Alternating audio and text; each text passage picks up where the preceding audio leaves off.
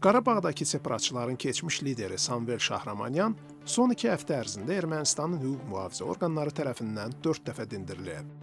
Araşdırma Qarabağdakı erməni birləşmələrinin silahlarının Azərbaycana təhvil verilməsi iddiası ilə bağlıdır. Şahramanyan bu işə şahid qismində cəlb edilib. Dindirilmə prosesi hazırda Ermənistanda olan Qarabağ separatçılarının özlərinə yeni lider seçməyə çalışdığı bir vaxtda başlayıb. Müxalifət mediasında belə iddialar səslənir ki, Ermənistan hökuməti bu dindirmələrlə Şahramanyanın yenidən separatçı qurumun rəhbəri seçilməsinin qarşısını almağa çalışır. Yerevandan siyasi şərhçi Ruben Mehrabyan düşünür ki, bu dindirmələr bir tərəfdən onun fəaliyyəti dövründə mümkün sui-istifadə hallarının araşdırılması, digər tərəfdən isə gələcək planlarının öyrənilməsi ilə bağlıdır.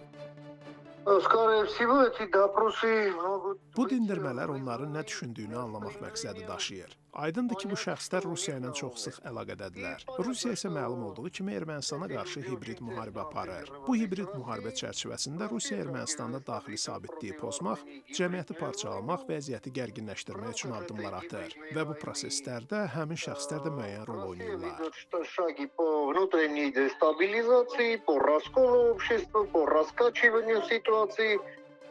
Politoloq Ermənistan cəmiyyətində separatçıların mənfi siyasi reputasiyasının olduğunu və qalmaqallı şəxslər olduqlarını vurğulayaraq, onların gələn il Ermənistanda keçiriləcək seçkilərə və sülh prosesinə hər hansı bir təsirlərinin olmayacağına inanır.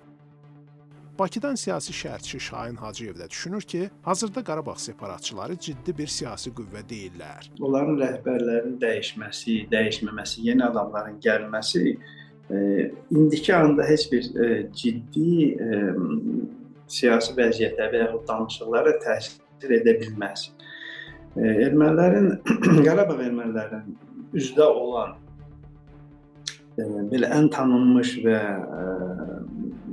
çəkisi olan liderlər 2 nəfərdir. Birisi Samvel Babayandır, keçmiş onların müdafiə naziri, o birisindəki Vitali Balasanyan, o da döyüşçü olub, general olub və hər ikisi də Azərbaycanda hərbi cinayətkar sayılır.